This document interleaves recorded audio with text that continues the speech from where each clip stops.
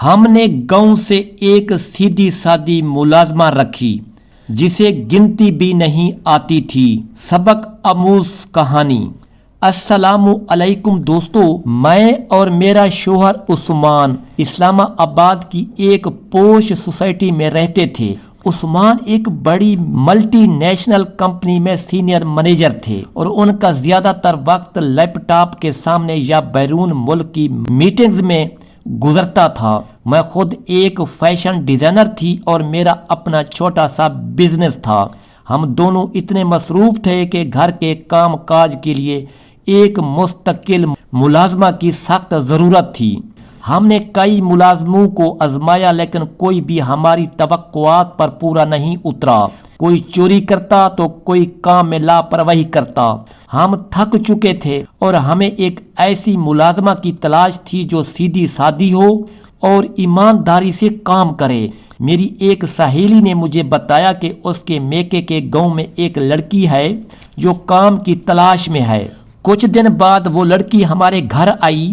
اس کا نام سمینہ تھا اور وہ راولپنڈی کے قریب ایک چھوٹے سے پسپاندہ گاؤں سے تھی۔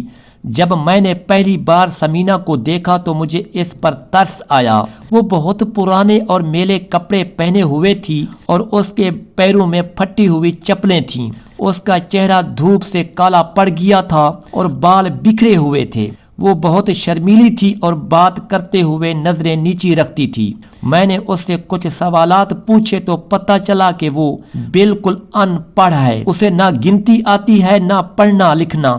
جب میں نے اس سے تنخواہ کے بارے میں بات کی تو وہ اپنی انگلیوں پر گننے کی کوشش کرنے لگی لیکن بیچ میں ہی بھول گئی۔ عثمان نے اسے دیکھا تو ہنس پڑے اور کہا کہ یہ تو بالکل ہی گنوار ہے۔ اسے تو شاید یہ بھی نہیں معلوم کہ ٹی وی کا ریموٹ کیسے چلتا ہے۔ لیکن مجھے سمینہ کی سادگی اچھی لگی۔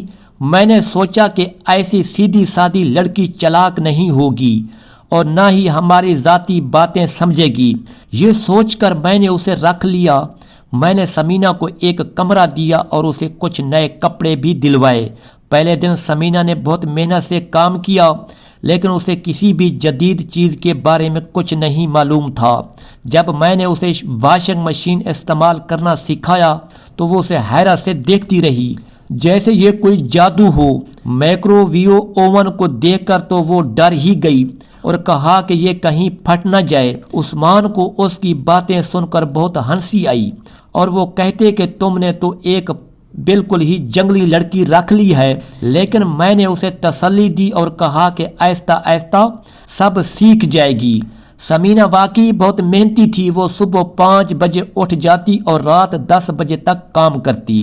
گھر کی صفائی، کھانا بنانا، کپڑے دھونا، سب کچھ بہت اچھے سے کرتی۔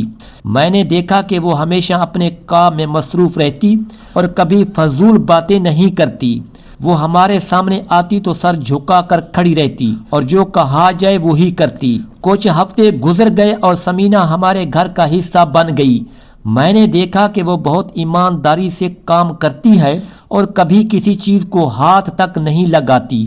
میں نے اس پر بھروسہ کرنا شروع کر دیا اور اکثر اسے گھر کی چابیاں بھی دے دیتی جب میں باہر جاتی۔ ایک دن میں نے اپنے بزنس کے سلسلے میں صبح 9 بجے گھر سے نکلی۔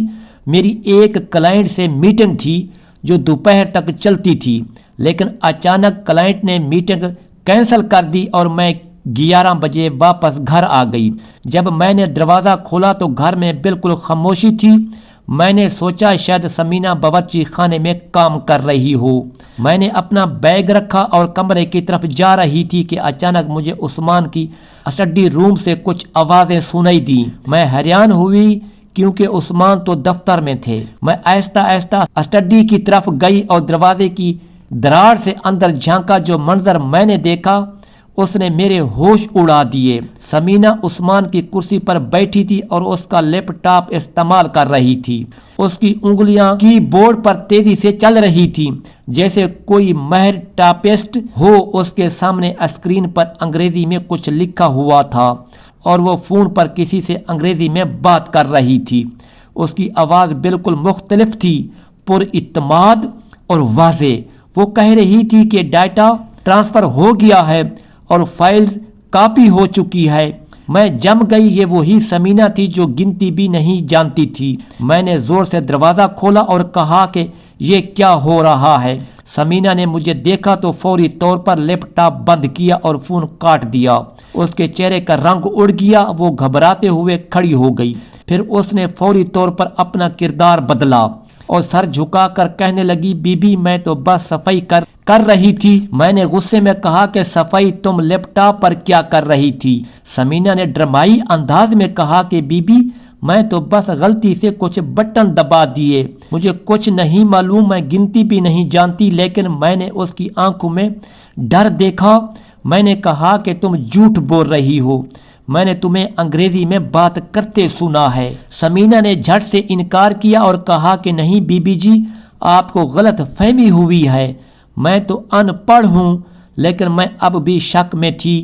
میں نے کہا کہ ٹھیک ہے، اب تم اپنے کمرے میں جاؤ۔ سمینہ جلدی سے باہر نکل گئی۔ میں نے عثمان کا لیپ ٹاپ کھولا لیکن وہ پاس ورڈ سے بند تھا۔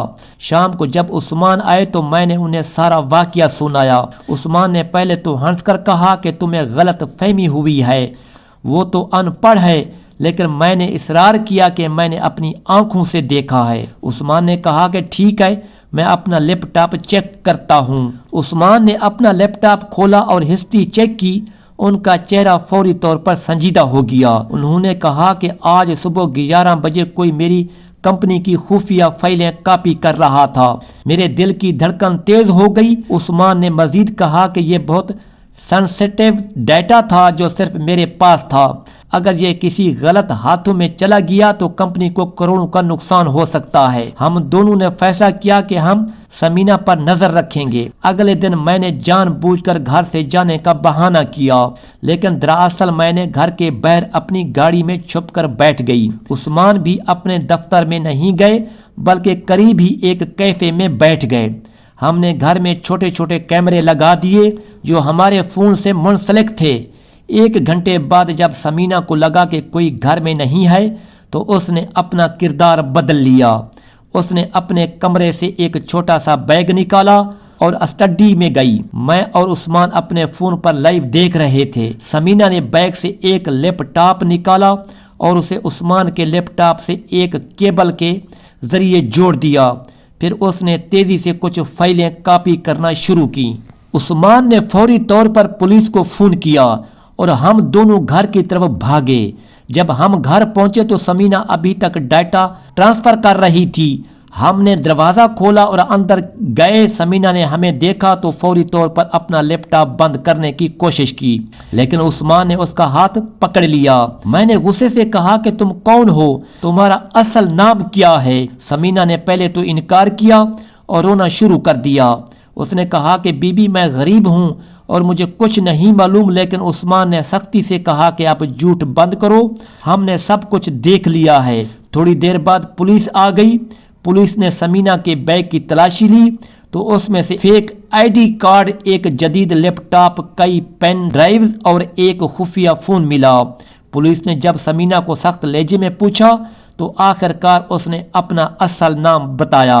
اس کا اصل نام سارا تھا اور وہ ایک بین الاقوامی جاسوسی نیٹ ورک کا حصہ تھی۔ اسے خاص طور پر عثمان کے گھر میں بھیجا گیا تھا تاکہ وہ کمپنی کی خفیہ معلومات چرا سکے۔ اس نے بتایا کہ انہوں نے بہت منصوبہ بندی کے ساتھ یہ کام کیا تھا۔ سارا نے بتایا کہ اس کے گروپ نے پہلے عثمان کے بارے میں تفصیلی معلومات اکٹھی کی تھی۔ انہیں پتا تھا کہ عثمان ایک بڑی کمپنی میں کام کرتے ہیں اور ان کے پاس اہم ڈیٹا تک رسائی ہے۔ پھر انہوں نے سارا کو ایک گنوار اور ان پڑھ لڑکی کے روپ میں ہمارے گھر میں داخل کرایا۔ سارا نے مہینوں کی تربیت لی تھی کہ کیسے ایک گاؤں کی لڑکی کی طرح ایکٹنگ کرنی ہے۔ اس نے ہمیں یقین دلایا کہ وہ بالکل ان پڑھ ہے تاکہ ہمیں شک نہ ہو۔ اصل میں سارا کمپیوٹر سائنس میں ماسٹر کی ڈگری رکھتی تھی اور وہ سکنگ میں ماہر تھی۔ اس کے گروپ کا منصوبہ تھا کہ وہ عثمان کے لیپ ٹاپ سے تمام خفیہ ڈاٹا چرا کر ان کے مد مقابل کمپنی کو بیچ دے۔ سارا نے یہ بھی بتایا کہ جب وہ پہلی بار ہمارے گھر آئی تو اس نے جان بوجھ کر اپنے آپ کو بہت غریب اور لاچار دکھایا تاکہ ہمیں اس پر ترس آئے۔ اس نے پرانے کپڑے پہنے اور اپنے آپ کو بہت سادہ ظاہر کیا۔ جب میں نے اس سے گنتی پوچھی تو اس نے جان بوجھ کر نہیں بتایا، الجھی رہی۔ سارا کا کام بہت آسان تھا کیونکہ ہم نے اس پر مکمل بھروسہ کر لیا۔ گھر کی ہر چیز کے بارے میں معلومات اکٹھی کی۔ جب بھی ہم دونوں باہر ہوتے تو وہ عثمان کے لیپ ٹاپ پر کام کرتی اور فائلیں کاپی کرتی۔ اس نے ایک خاص سافٹ ویئر استعمال کیا تھا جو پاس ورڈ توڑ سکتا تھا۔ پولیس نے سارا کے فون اور لیپ ٹاپ کو ضبط کر لیا اور تحقیقات شروع کی۔ پتہ چلا کہ سارا کے گروپ نے کئی اور گھروں میں بھی اس طرح کے جاسوس بھیجے تھے۔ یہ ایک بین الاقوامی جاسوسی نیٹ ورک تھا جو کمپنیوں کی خفیہ معلومات چرا کر فروخت کرتا تھا۔ عثمان کی کمپنی نے فوری طور پر اپنی سیکورٹی بڑھا دی اور تمام ڈیٹا کو محفوظ کر لیا۔ خوش قسمتی سے سارا صرف کچھ فائلیں ہی کاپی کر پائی تھیں اور انہیں ابھی تک آگے نہیں بھیجا تھا۔ پولیس نے بتایا کہ اگر ہم نے بروقت اس کو پکڑ نہ لیا ہوتا تو کمپنی کو کروڑوں کا نقصان ہو سکتا تھا۔ سارا کو گرفتار کر لیا گیا اور اس کے خلاف کیس درج ہوا۔ ہم دونوں کو بہت صدمہ ہوا کہ ہم نے اتنی آسانی سے کسی غیر محفوظ شخص پر بھروسہ کر لیا۔ عثمان نے کہا کہ یہ ہماری غلطی تھی کہ ہم نے سارا کے بارے میں مکمل تحقیق نہیں کی۔ آج ہم بہت احتیاط سے کسی کو اپنے گھر میں داخل کرتے ہیں۔ ہم نے سیکھا کہ ہر وقت ہوشیار رہنا ضروری ہے اور کسی پر بھی آنکھیں بند کر کے بھروسہ نہیں کرنا چاہیے۔ یہ واقعہ ہماری زندگی کا ایک بڑا سبق تھا۔ یہ کہانی ہمیں سکھاتی ہے کہ ہمیشہ محتاط رہیں اور کسی کو بھی اپنے ذاتی معاملات میں مکمل رسائی نہ دیں۔ دنیا میں ہر کوئی وہ نہیں ہوتا جو وہ نظر آتا ہے۔